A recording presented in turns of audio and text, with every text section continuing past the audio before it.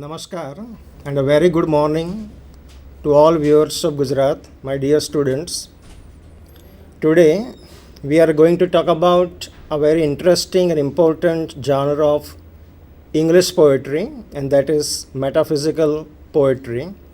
You can call it the metaphysical school of poetry in English. I am Bhavin Purohit, and besides me we have Dr. Chaitanya Desai from Surat. I presume that you have heard this term and you must have come across some poems written by the metaphysicals John Donne or Marvell, perhaps in the first year BA or perhaps in the second year of BA.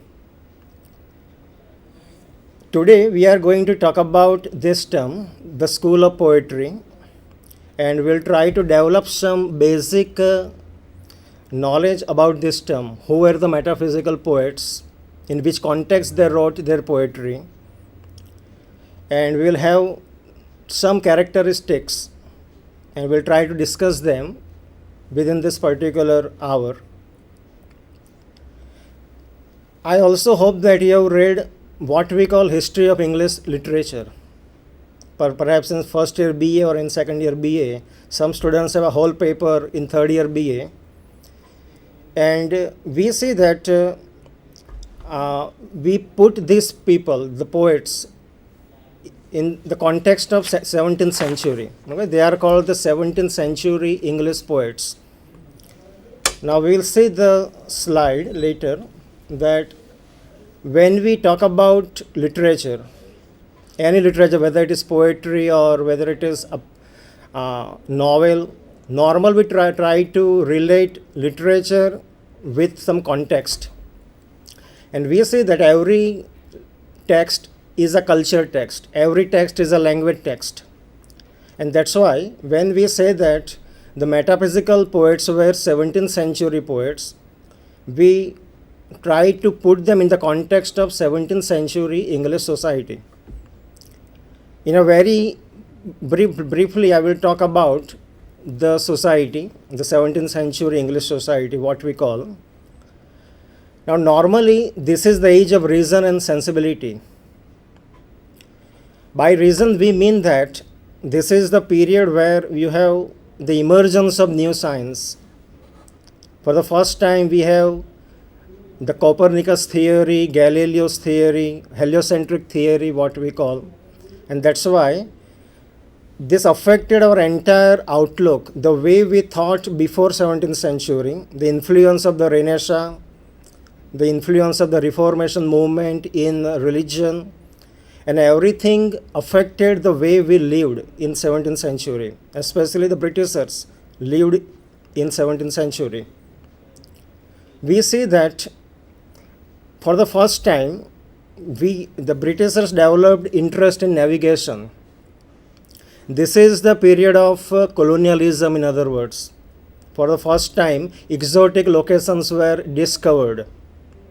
India, America, and some other locations were discovered. And we see that later that how the different understanding of the world we developed as an effect of new science, new thinking, and all of this affected what we call the genre of the metaphysical poetry. In short, we can say that rebel was much in air during this period. The way the metaphysical wrote, they wrote against the Elizabethans. The metaphysicals wrote against what Spencer wrote before them, the poetry of Spencer especially. So we will later see that how they also wrote love poetry, love poems, and we say that how they differ from Shakespeare perhaps, or how they differ from Spencer as far as they deal with the subject of love, the way they handle the subject of love, the techniques, what we call, the use of language, etc. So after this, we see that the 17th century English poetry, what type of poetry was written during the 17th century? Broadly speaking, we can divide the age in three different schools of poetry. First, there is John Donne and Marvell and Bishop King. Marvell and King were perhaps the followers of John Donne. Secondly, you have Ben Jonson and his courtly school of poetry.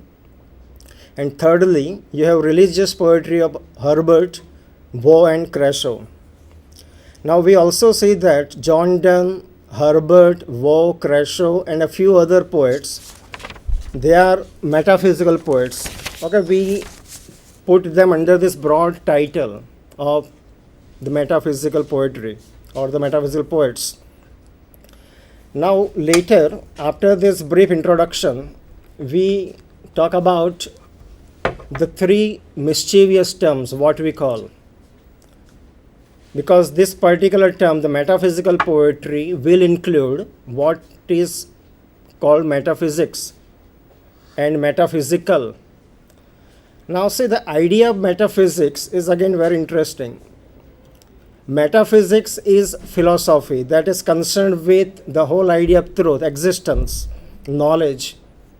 And as I said earlier, that this is the age of reason. This is the age of new science, new knowledge also. And that's why the metaphysicals were somehow concerned with the new understanding of knowledge, new understanding of existence. And that's why we will later say that even they talk about love, okay, they talk differently. They put knowledge when they talk about love.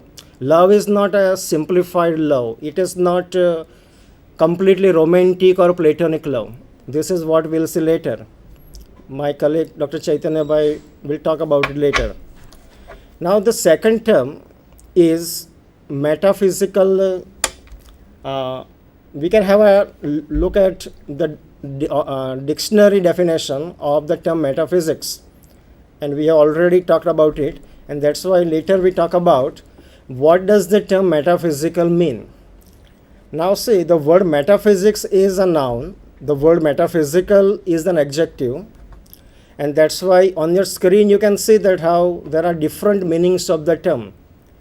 But one of the important meanings of the term is that it is highly abstract or theoretical. It is abstruse also. Abstruse is something difficult to understand.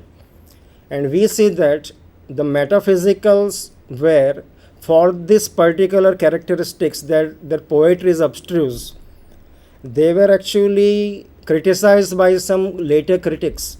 Later on we'll see that how Dryden or Dr. Samuel Johnson, how they pejoratively use the term metaphysics or metaphysics for them, or they call them metaphysical poets in pejorative way. But later on again we'll see that how in 20th century, okay, the interest in the metaphysicals was regenerated. Now let us see some other meanings of the term. Intellectual, yes, the metaphysical poetry is certainly intellectual poetry. It presupposes some knowledge, some understanding of the world, some understanding of the age in which you live. It is theoretical, it is profound, and at the same time it is universal also.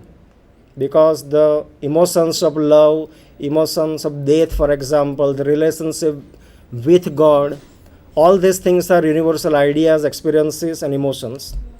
So we see that how the another important meaning of the term is it is spiritual. But later on we'll see that how the word spiritual is again a very problematic term with the metaphysicals. They are not spiritual in the conventional sense of the term. Okay, they believe in the Almighty, they have relationship with the Almighty, but at the same time the influence of the context is still there. It is at the back of their mind, and that's where there is intense agony also, there is questioning also. So God is worshipped, but it is not worshipped the way the earlier poets worshipped them. So this type of spirit, the skepticism is also there in the poetry of metaphysical. So whatever they write, whether they write about love or religion, some sort of skepticism will certainly emerge in their poetry. Now we will talk about what we call the metaphysical poetry. Okay, now we come to the point, the metaphysical poetry itself. Simply speaking, it's a genre of poetry. Okay, by genre I mean that it is one of the types of poetry we have available in English literature. At the same time, it is concerned with the whole experience of man. And by the term whole experience, I mean everything that we experience in our world, right from love to death. Okay, relationship in short, relationship with man, woman, and God also. So later we see that how poetry is about the profound areas of experience, as we have already said. And God and love, okay, they emerge, they come again and again in discussion. At the same time, what is important about these poets is their experience or expression of love. And we'll see that how love for them is romantic as well as sensual. It is carnal also. It is not completely platonic, in other words. So this is what we see.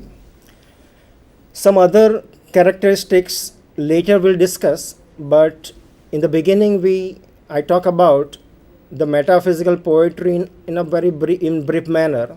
So we see that how these poems are lyric poems. Shakespeare also wrote lyrics, Spencer and many other poets before them also wrote lyrics. But we see that how these lyrics or the sonnets written by the metaphysicals, the songs written by the metaphysicals, they drastically differ from the earlier writings. And we see that how they differ in the use of language, they differ in the use of wit, irony, wordplay, what we call, the diction, what we call. So normally, in a very broad way, we can say that there are two basic structures of the poem. One is the outer structure or outer layer of poetry, that will include the structure of the poem, perhaps grammar, the way they use language, the way they use rhyme, meter, stanza, the way they formed, what we call lineation in English. But beneath it, there is an underlying structure, and that is the poem's argument. And later on, we'll see that this is perhaps one of the basic chief characteristics of the metaphysical poems, the argument, the argumentative structure. So it is seen in the poetry of Donne especially, that how he argues. Okay. Now, what is important about this term? Okay, how the term was used in history. And I would like to provide you some very interesting details about the term. And you will be amazed, perhaps the students must be amazed to know that the metaphysicals never knew that they were writing metaphysical poems. Okay, perhaps they never heard the term that they were metaphysical poets during their lifetime.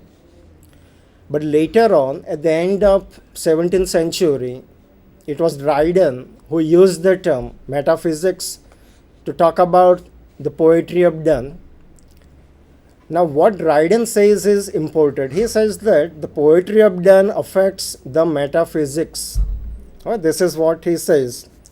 But when he says so, he is not actually praising the poetry of Donne or some other metaphysicals. He is using the term in pejorative sense. He is actually denigrating the poetry because he found them perhaps obscure, he found them difficult to understand, and that's why Dryden says that he should write something for the fair sexes to understand, something lighter in tone, lighter in expression, and that's why there is no need to include so many such allusions in poetry. This is what Dryden felt. Now, in 20th century, we said that again our interest in the metaphysicals was regenerated. And we have a very interesting book by Helen Gardner later, and that is the Metaphysical Poets. And she says that before Dryden, there is William Drummond, who first used the term to talk about these poets, metaphysical poets. So according to her, the credit goes to William Drummond. He was a Scottish writer, and he used the term metaphysical for this particular group of people.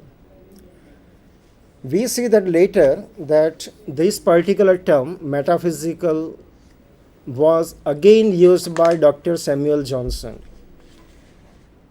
and he is the man who purposefully calls this group of poets metaphysical poets. Dryden simply used the term metaphysics, but we see that how Samuel Johnson uses the term metaphysical poets, and he gives the title to this group of poets.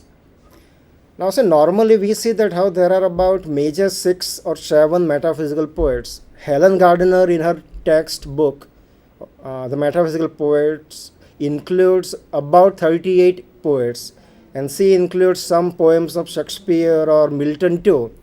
But normally when we talk about the metaphysical poets, we talk about John Donne, Marvell, Crashaw, Herbert, Vaux, etc. Now, so what Dr. Johnson said is something very interesting, and later on we'll see that how Eliot in 20th century reacted against what Dr. Samuel Johnson said in 18th century. Now, Dr. Johnson says that the metaphysical poetry disperses uniformity of sentiment. This is a statement by Dr. Johnson. Again, he said that in metaphysical poetry, you have the heterogeneous ideas and they are yoked by violence together. Now, this particular characteristic that you have uniformity, there is no uniformity of sentiment, or you have heterogeneous ideas yoked together by violence in a particular poem. Now, this particular quality was again criticized by Dr.